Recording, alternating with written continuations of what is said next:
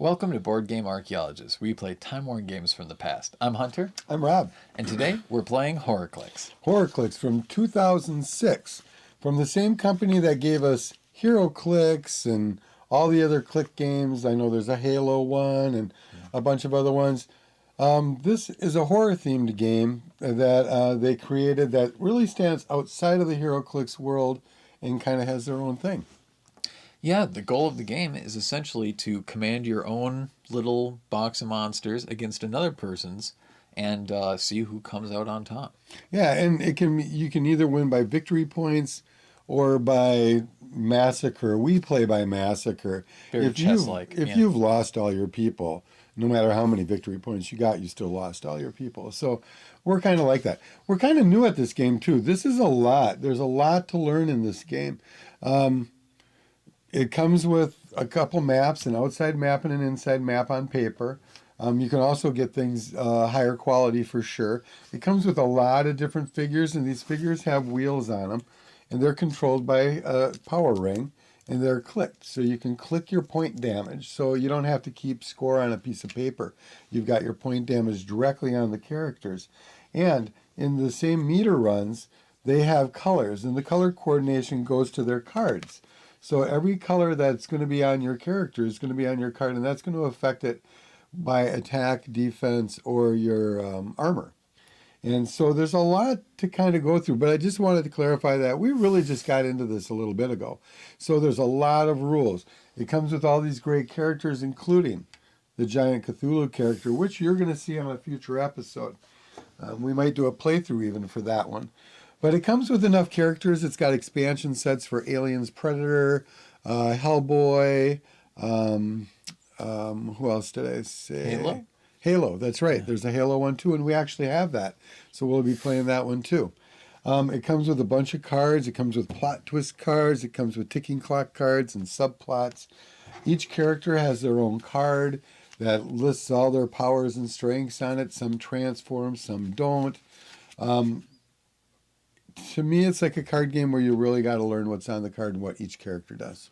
Yeah, because similarly to HeroClix, because we had played before we had played this originally, a lot of the color coordination was a static element. So if there was an orange on movement, it would mean the same across characters. In HorrorClix, things are a lot more personalized to their cards. And so like when you're starting off a round, it kind of pays off to know the characters pretty well. Because like let's say you're doing a thing, because a lot of the measurements of these games are a 200-point game. Each character has a point value, and you really kind of just build up your armies by adding points amongst the characters. But unless you know those characters really well, it can get very challenging because there's a color that will be on some characters that will symbolize something, and you'll think, oh, since it's a green in movement, it must be the same thing. But the cards will tell you everything you need to know. And that's why that it's kind of a difference in the game and something that I think is fine, but was definitely confusing from having that foundational knowledge. It was. And it goes in actions. So you each get 2 actions per character before that character has to rest. So, and that's something that is hard to kind of wrap your brain around. Unlike HeroClix, there's not a push damage to it. HeroClix, if you do a second action, you actually have to take a point of damage. It's called a push. In HorrorClix, you don't have to worry about that. You just you get to do your 2 actions and you have to rest. So like Hunter was saying, you can do a 100-point game, 2, 3, 4, 5. With Cthulhu, you're talking 6, 12, or 1,600 points. And with 1,600 points, being most of the characters are in the 30s and 40s, you're going to have an army of people, which is really kind of cool.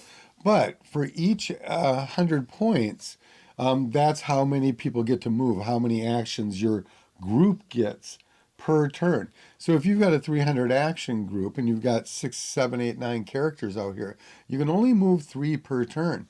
If you got a 600, you can move 6. But you're going to probably have 12 to 15 characters out there moving around.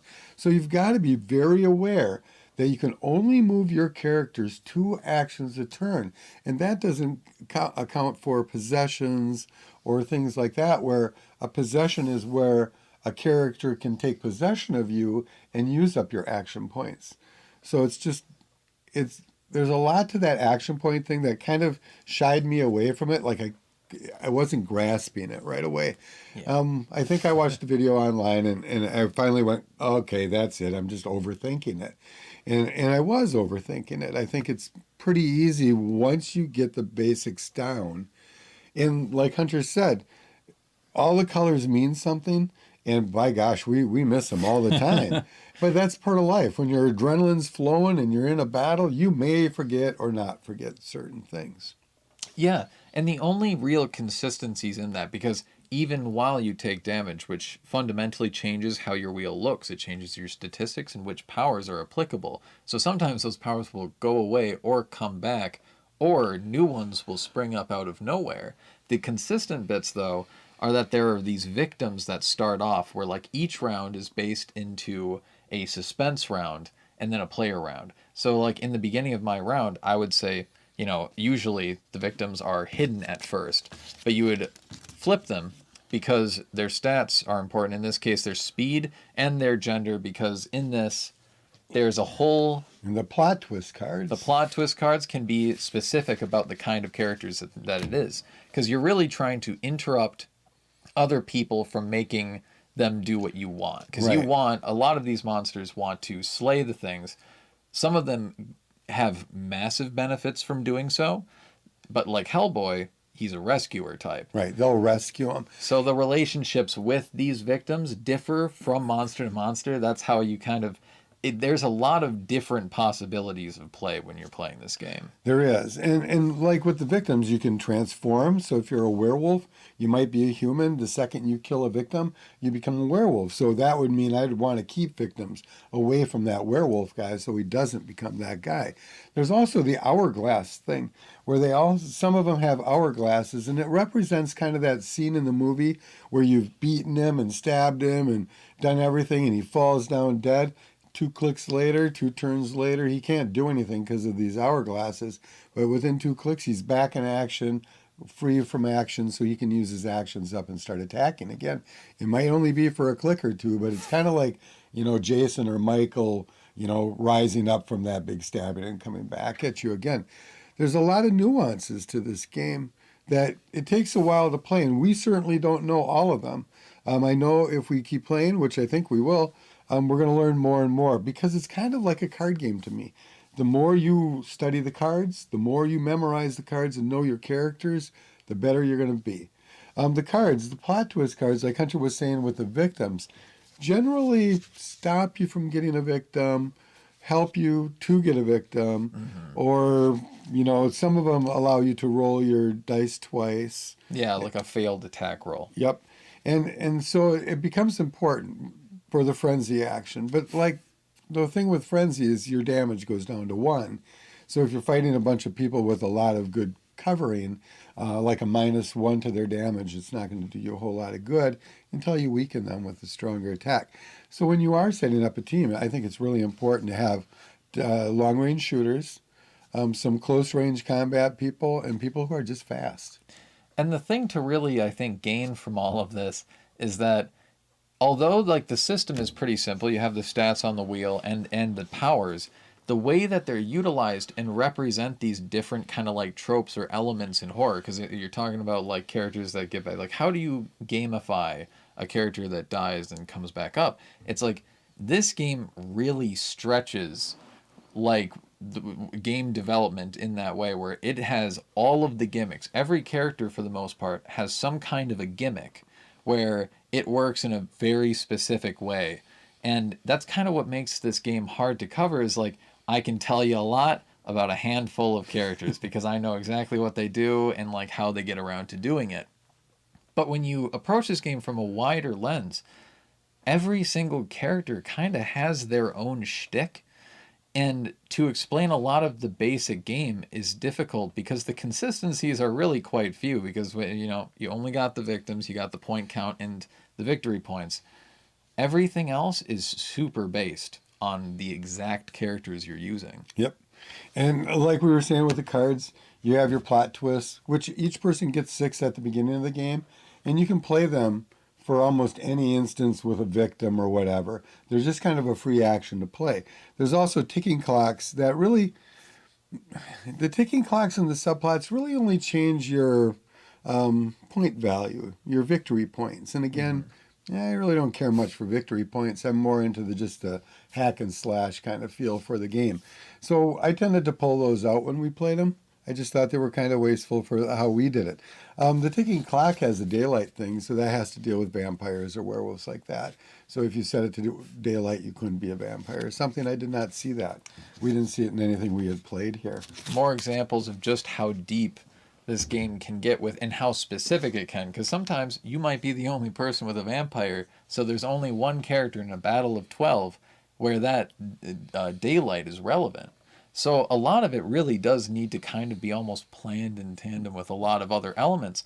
It's something that I both really like about this game because it reaches for everything, but I think it also gets really overly ambitious in some ways, and I'm really curious to see how it continues to play, because in a lot of ways I feel like my brain is already working in a way where I'm figuring out, oh, this person's gimmick is just to be really, really strong. Right, or the possession thing you picked up on right away, and he was using my characters to attack myself, which I thought was a really cool play that I didn't think about. Yeah, and there's ways where your shtick can work in tandem with others in probably countless ways, and certain people are going to figure those ways out a lot faster than others. So it's definitely something that I kind of both I like, but it's a hesitation in the getting into it with people, because it's like, make sure that you're going into it with people who know what they're getting into, and like Right. So with actions and stuff, with the wheel again, we're back to the characters, and what you got there is you got your speed, you got your attack, and you got your defense. So much like D&D or any other kind of RPG game, it's got a system, and this system is defense, your attack, and defense. So if you're attacking, you use your attack number, and you roll 2 dice, and you have to beat the other person's defense. It's pretty quick and easy. Yeah, and so if this guy has an attack of 7 and you have a defense of... I don't know, I only have 2 because this guy died in the last time we played, so... And so if he would have a defense of 15, for example, then from there I have to be rolling at least like a 6 or better, and then I can maybe hit. Right. But it's really about... That's the 2 dice that come into play. Right, and that comes in with your critical miss and your critical hit. Critical hit. So if you roll 2 6s, it's an automatic hit, and you get to +1 to your damage. If you roll snake eyes, 2 1s, you take a hit of damage, and it's one that you can't block with your armor. What is it called?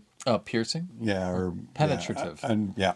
And so you got to remember that too. But that's all dealt with here. So it's a really kind of cool system in that your dice rolls all deal with just these simple numbers. So you don't have that sheet of paper next to you. And that really is what changes this, is you don't have your character number there. But I suppose you could, with victory points, build up their HQ, give them plus or minuses. You can make notes all over this card and change it all the way you want, because like we've said in the past a million times, we like to change rules, and these are guides.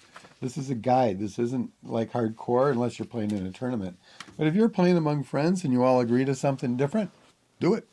And one of those kind of rules that they do have that you can choose to agree with or whatever, there's cabals, or aka really kind of like groups or categorizations of monsters. So you'll kind of have like a leader type and a group of a similar type of creature kind of give each other buffs. Yeah, you'll have your magic users or your slashers. Like here's the ones of relay, like here's like your Cthulhuoid your Cthulhu kind guys and stuff. And if they're around each other, they get plus or minuses. Yeah. Because they're like a group working together. It can go any sort of way where, as we've mentioned, the game gets creative with the ways that it can benefit or kind of disadvantage characters, and so it does all sorts of effects. And so it's not the easiest to teach someone on the fly, but I love the style of the game overall. I love how creative they got with some of the miniatures and stuff, and I really like the stuff, how in detail they went with each of the characters, like statistics and what they're capable of doing.